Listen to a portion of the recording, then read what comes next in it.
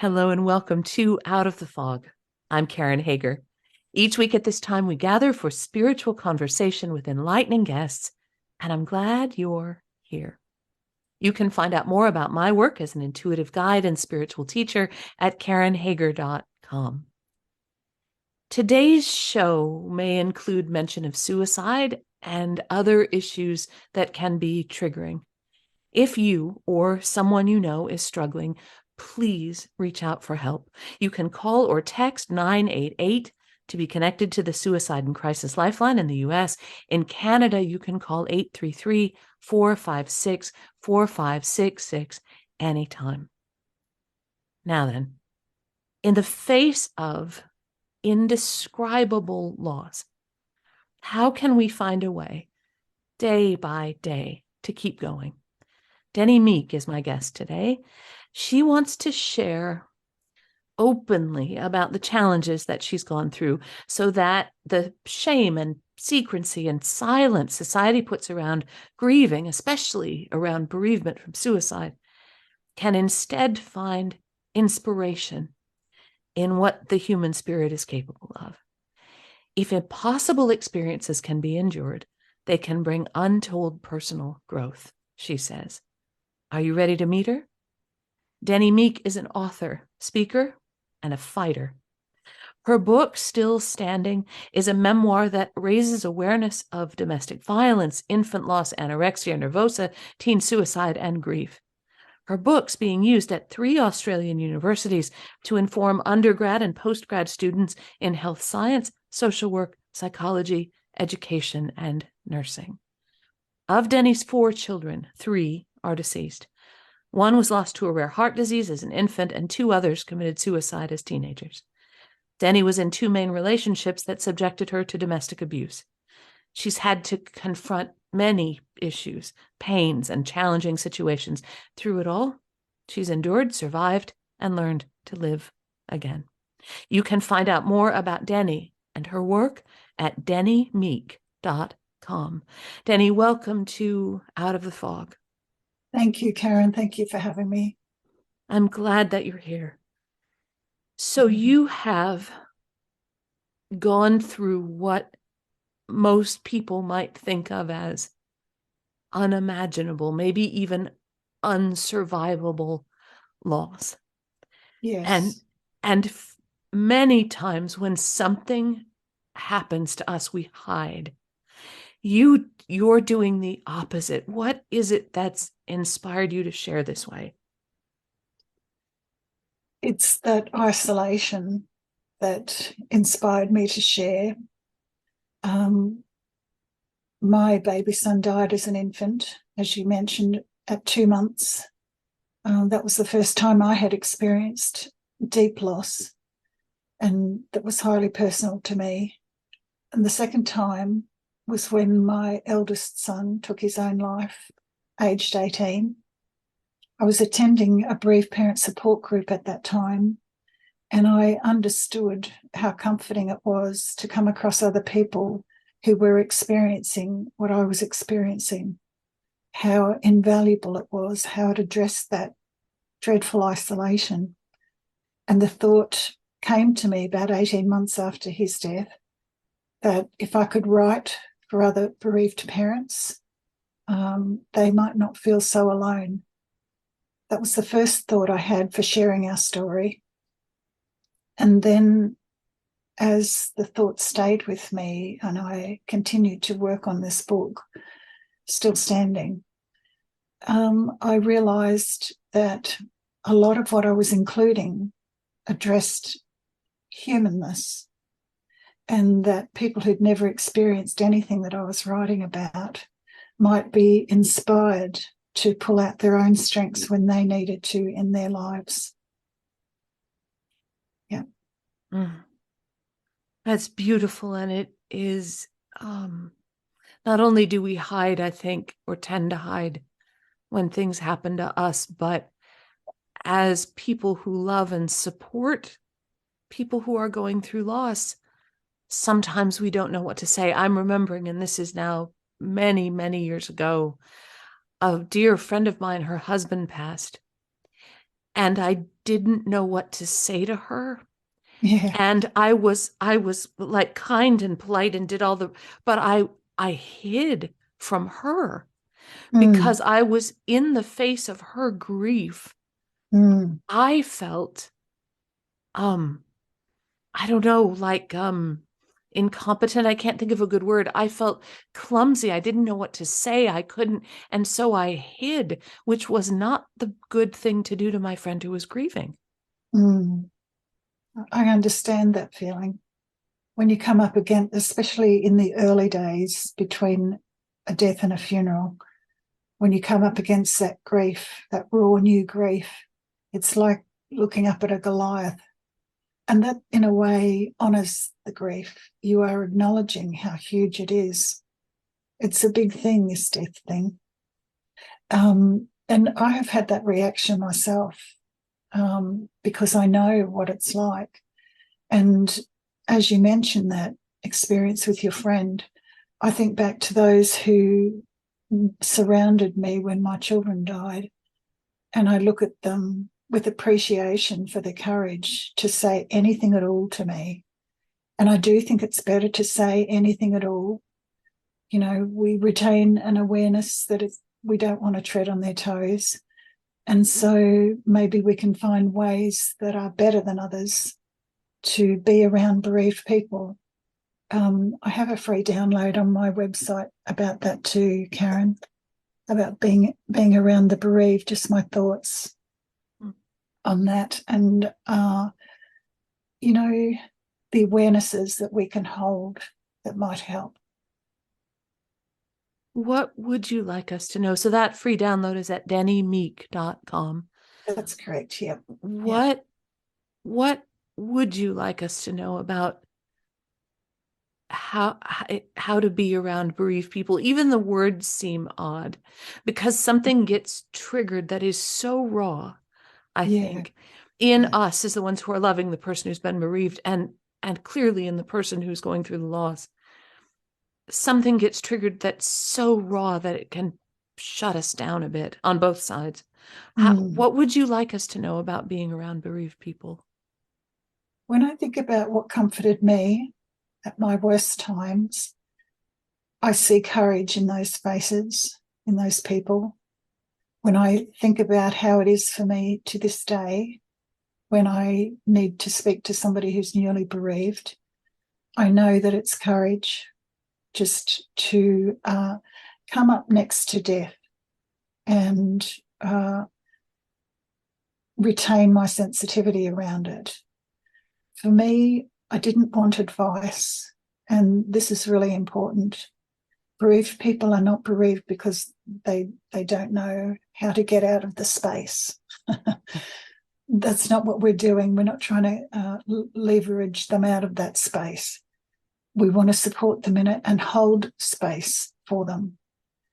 We want to support them in that space and just do a little tiny snippet of that journey with them, accompany them, be with them. And I think the best way, especially early on, is good reflective listening, to show them that you are willing to be present with alongside your own fears and all that it brings up for you, and just be with them. Good reflective listening, holding back on the urge to interject with your own story, whatever that might be, or interject with advice, or especially euphemisms, for death and all the discomfort that often arises at a time like that. To just be aware that you probably will feel like that, and be aware that the bereaved person just needs your presence, your compassionate presence. And there are no words of magic. Even acknowledging that, I've had a lot of comfort from people who've been prepared to be really vulnerable and say, look, I just don't know what to say. I really don't know what to say to you, but I want you to know that I'm feeling with you and I'm thinking of you and we really care. Mm. It's beautiful, and it takes it takes courage sometimes to be as vulnerable as the person you're loving. I think a lot of times we're taught to be that when someone you love is hurting, that the best thing to do is fix it. Yeah. Or have advice, or say something like, they're in a better place, or no, those those things that just at least this or at least that. right. And so it takes a kind of courage and vulnerability on all sides to be present for each other that way. Yeah. As you were going through this, did you get to a place of being angry and wondering why this was all happening? This is a lot for one person. Huge, huge, huge. And thank you so much for asking that question, because that's a subject we don't, as a society, deal with really well yet. And it would be great if we had more conversations about anger. Yes, I got angry. I have a piece in Still Standing called Conversation at God. I don't know if you're familiar with the book's Conversations with God, but yes. Mine was called Conversation at God. It wasn't rude. It was raw and very honest. I felt done to, I felt a bit picked on. And I felt if the world's population needed balancing up, if God needed to take children from the planet, don't keep coming back to my nest. That really hurt me. I went through a very deep, dark night of the soul, because my spirituality was everything to me, and I felt really hurt, deeply hurt. So anger definitely was part of that journey. I'm using past tense as though it's all resolved now, and I don't really have any answers, but I can say that it's not as difficult as it used to be. Yeah. Do you want any more on the subject of anger? I'd love to know more about that, because there are, depending on the beliefs that people hold, we can be taught that getting angry with God is a sure way to have something else bad happen.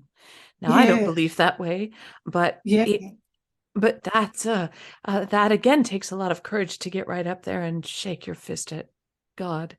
Because really if you hold a belief that God needs children or God takes children, that's a risky maneuver you did right there.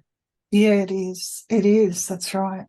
I wouldn't be surprised if that's somehow in our DNA. That there is a natural wariness in the face of who we perceive to have the most power over our lives, to say, what do you think you're doing? Yeah. And, getting down to the ground level of it, my children and I needed to address the subject of anger in our lives, in our household, because we had lived with domestic violence. And, that thwarts your relationship with anger, because there is an imbalance of power. And we needed to find out how we could work with this subject in our own little home.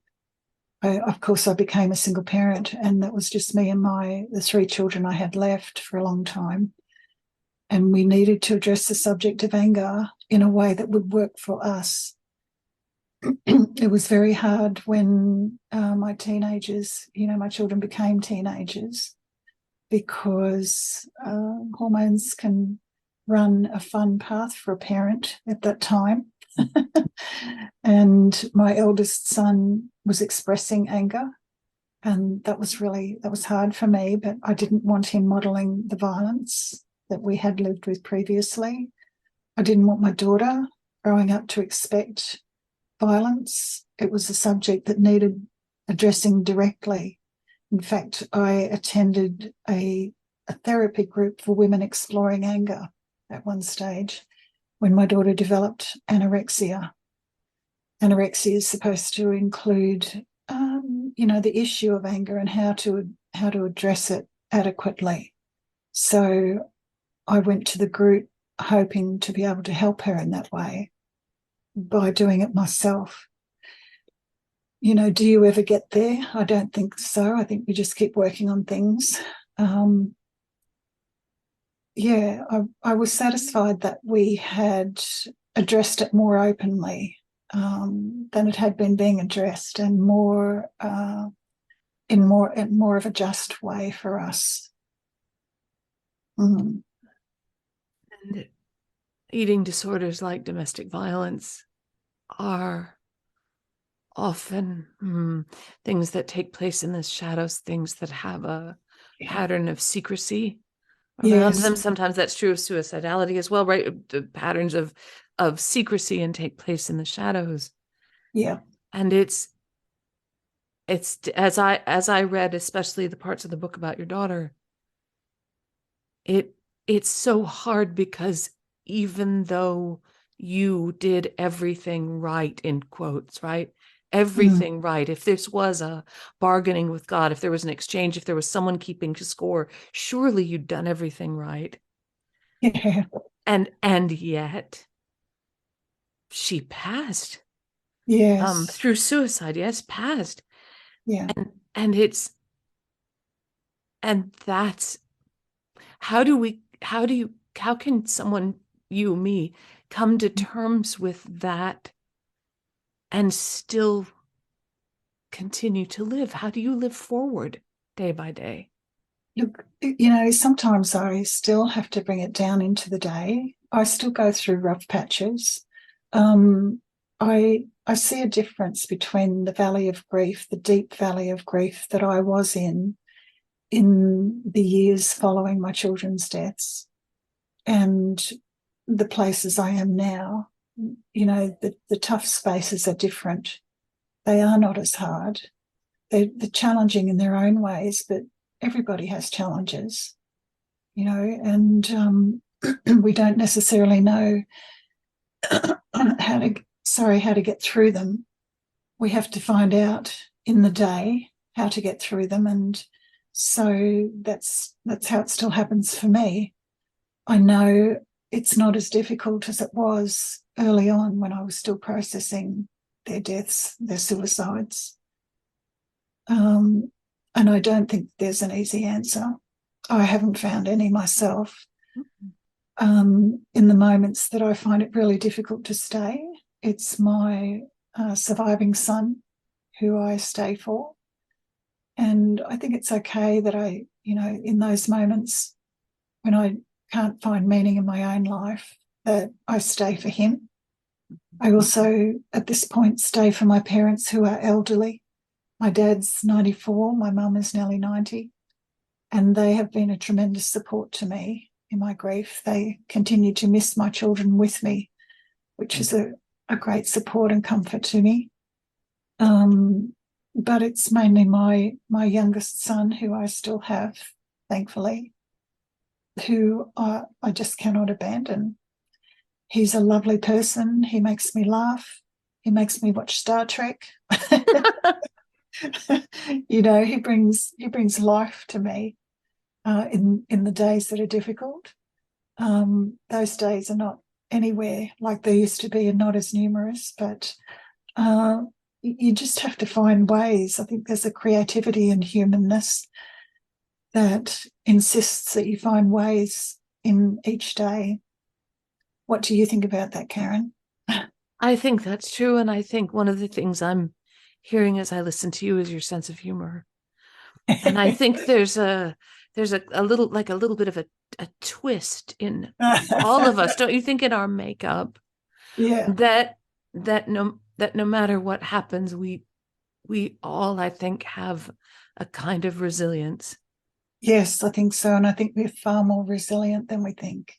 Yeah. I think, we are encouraged probably by our society, our Western society, we're encouraged to look at the dark and the difficult I think our news broadcasting is the bad news, and I think we are encouraged to focus on problems in order to try to fix them. But in that focus, we can lose sight of our what we would call strengths, and there is so much more of that than we live our lives acknowledging.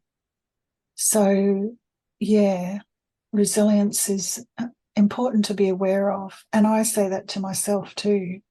I think we need reminding of it daily. You're listening to Out of the Fog.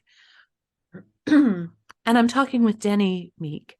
She is the author of Still Standing, a mother's raw journey from the shadows of loss to the dawning of hope. You can find out more about Denny and her work at dennymeek.com. If you or someone you know is struggling, please reach out for help. You can call or text 988 to be connected to the Suicide and Crisis Lifeline in the US. In Canada, anytime, you can call 833-456-4566. As the mother of children who have committed suicide, is there something that you can share with parents who may have concerns about their own children who are living, or who may be grieving the passing of their children who've passed through suicide? I think that suicide bereavement is one of the most difficult losses to bear. And I think it's good to acknowledge that in yourself, validate it for yourself, and not undermine yourself for feeling it whenever you can. I would suggest professional support in the form of counselling for yourself and for the rest of the family, because talking about it is something that most suicide bereavement survivors want to do, but it's thwarted by the stigma. I found that I could talk about it to people, but there would often be a silence that was really loud, where all the superfluous noise would be vacuumed out of the air, and you're just left with an awkwardness, and that's the stigma. And people might really want to be supportive, but there is a fear, and that silencing that we receive, that can lead to shame. And the best antidote to shame, I think, is talking about it, as you and I are. Thank you, Karen, for airing this subject. Sure. So I think looking after your body is important too when you're bereaved by any means, but suicide has its own specific challenges, and finding other people who have experienced it can be a great support. As a mother, so my boys are now 20 and 23. And I was stunned to learn from my now 23-year-old that when he was in middle school, he had been being bullied and had thought about taking his life. Yeah. And it made me feel like the world's worst mother for not knowing, because I didn't know. Did you know? I think that when you hear the news, it is so shocking that shock suggests to you you didn't know. You couldn't possibly have prepared yourself for that. And the finality of it also is a terrible shock. I think you can think about things, you can worry about things, but when it actually happens, it's a very different story.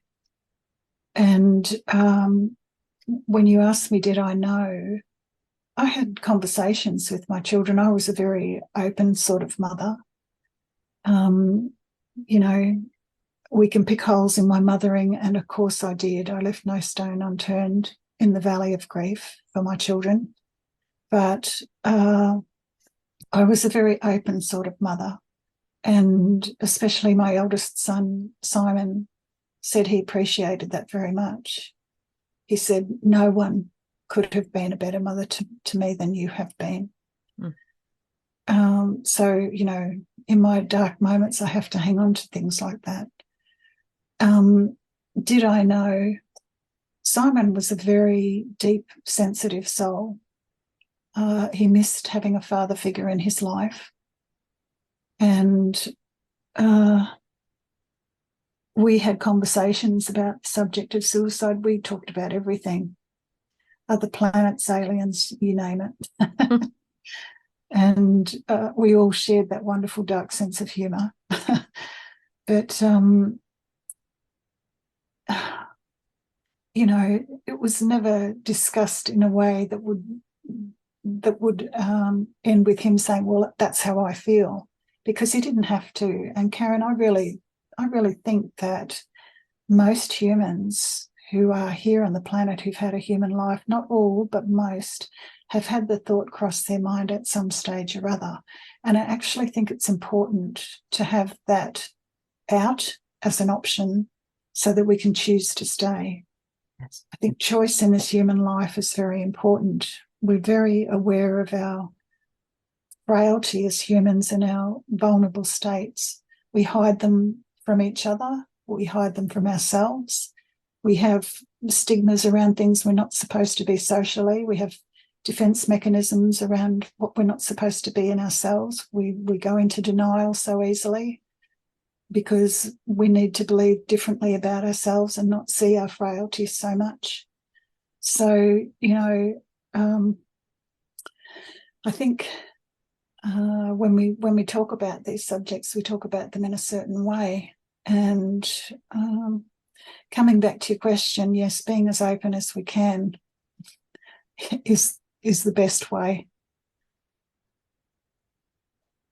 I'm seeing that the clock is just about to catch us, and I'm wondering, I know, I see too short, much too short. I wonder what you would most like listeners to know, and I'm thinking especially of listeners who are moving through their own valley of grief, or who are trying to stand beside someone who's grieving. To those who are bereaved, I would want them to know that they're not alone.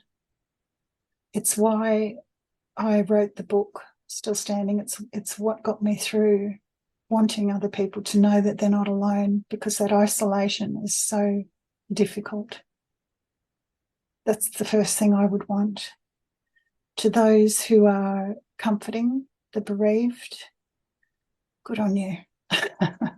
And thank you for your loving compassion, and be led by that. You know, be led by your loving heart. And it's a good opportunity to learn to listen and to see that we often don't in our fast world. We often don't stop and listen. It's a good time, a good opportunity for us to learn to really listen and to hear another depth to life and to ourselves. To the bereaved, please hang in there. And if you feel self-blame, please try to go easy on yourself, especially if you are mourning a suicide. They have their own challenges, suicides, and it can be hard not to blame yourself. But you can get to a plateau where you can see it more objectively, and it can take a more realistic context. So if you can get to that place, you'll be a tremendous asset to the world. Yeah. Do you believe in your personal belief system, in a unifying principle or a higher power? Is this playing out as part of a bigger picture? Are we supported in spirit? Sometimes I feel that we are. And on my difficult days, I feel more alone. But when I get back to my balance, that is definitely what I feel. And it is what I believe. I do believe there's a bigger picture and that it makes a lot more sense than we are capable of making as humans. Denny, thank you so much for talking with me today. Thank you for having me, Karen. I've been talking with Denny Meek. She is the author of Still Standing, A Mother's Raw Journey from the Shadows of Loss to the Dawning of Hope. You can find out more about Denny and her work at dennymeek.com. That's DENNYMEEK, dennymeek.com. Remember that if you or someone you know is struggling, call or text 988 for the Suicide and Crisis Lifeline in the US and Canada. It's 833-456-4566. And you're always welcome at KarenHager.com. That is a great place to find out about upcoming classes and events. You can even book a private session with me there if you're so inclined. And you can follow me on Instagram where I'm Fog City Psychic. That's where you'll find more out of the fog content and occasional sort of blurry jigsaw puzzle photos so you can see what I'm working on, and unexpected loveliness from my daily outings with Maisie, the remarkable dog. And thank you for listening today. Together we are spreading a little more light in the world, and a little more light is always a good thing. Until next time, I'm wishing you peace.